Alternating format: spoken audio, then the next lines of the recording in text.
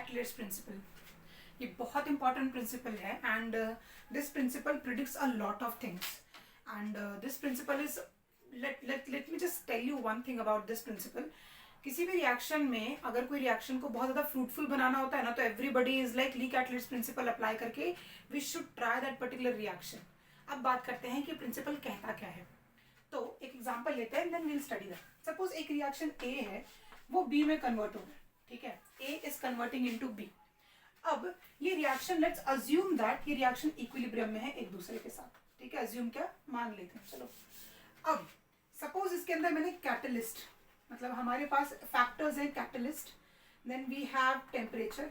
ठीक है, catalyst, temperature, pressure, pressure मान लेते हैं, और क्या हो सकता है, कॉन्सेंट्रेशन, कॉन्सेंट्रेशन. सो ये कुछ हमारे पास फैक्टर्स हैं.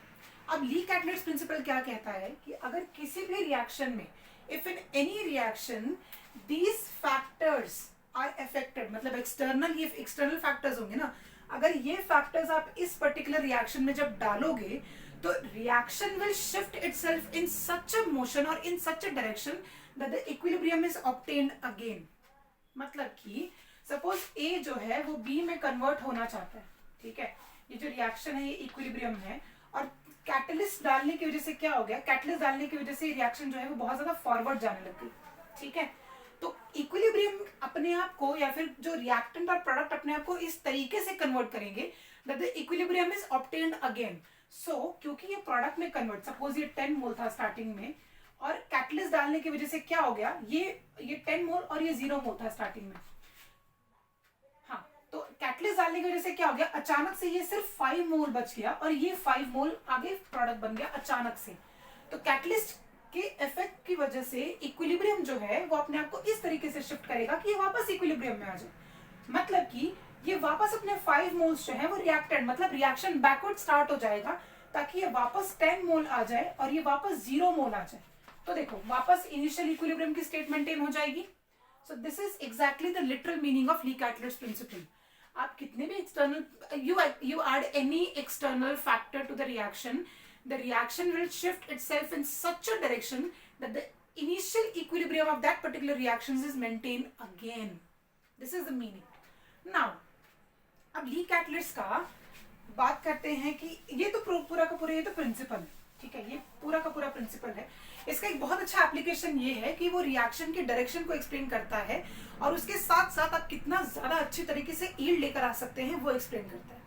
तो हेबर्स प्रोसेस का ये भी यही था कि स्टार्टिंग में हेबर्स प्रोसेस का जो यील्ड था वो समथिंग अराउंड 67% था, और वो 62-67% के बीच में फ्लक्चुएट करता रहता है, क्योंकि वो हिस्ट्री है तो थोड़ा बहुत फ्लक्चुएशन होता रहता है. अब जैसे ही उन लोगों ने कैटलिस्ट डाला, ठीक है, मतलब स्टार्टिंग में वो लोग क्या यूज कर रहे थे, they were using a lot of temperature. But जब ली कैटलिस्ट प्रिंसिपल उन लोगों ने अप्लाई किया, फिर मतलब ली कैटलिस्ट प्रिंसिपल का इन्फ्रेंस ये है that if you increase the pressure and decrease the temperature, the product side, मतलब the equilibrium will shift more to the product side and you will get more product of that particular reaction. तो जो N2 plus thrice of H2 का reaction था वो equilibrium का reaction है, पढ़ा है आप लोगों ने, जो बनाता है ट्वाइस ऑफ NH3. तो स्टार्टिंग में सिर्फ और सिर्फ टेम्परेचर बहुत ज्यादा लिया जा रहा था, जिसकी वजह से यील्ड सिर्फ 67% के एवरेज में आ रहा था. बट एंड में, मतलब बाद में क्या किया गया, बाद में उन लोगों ने प्रेशर जो है वो समथिंग अराउंड 300 एटमॉस्फेयर किया, और जो ये था टेम्परेचर वो 573 केल्विन किया. तो प्रेशर बढ़ाया, टेम्परेचर डिक्रीज किया, तो यील्ड पता है कितना है, यील्ड समथिंग अराउंड 93% हो गया. So this is the exact meaning, exact application of Lee Catalyst principle.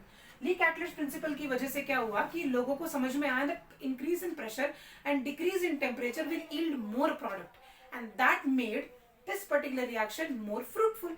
It makes most of the reactions fruitful. क्योंकि ये डायरेक्शन प्रिडिक्ट कर पाता है कि रिएक्शन जो है वो प्रोडक्ट साइड में ज्यादा जा रहा है, फिर रिएक्टेंट साइड में ज्यादा जा रहा है.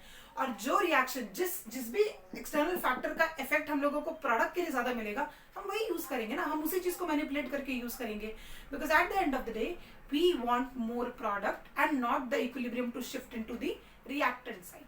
So this is the exact meaning of Lee Catalyst principle. I hope at least Lee Catalyst principle यहाँ पर समझ में आ गया होगा, क्योंकि आप कितना भी थ्योरी पढ़ लो ना इंटरनेट पे, वो समझना थोड़ा सा मुश्किल रहता है. So this is everything about Lee Catalyst principle.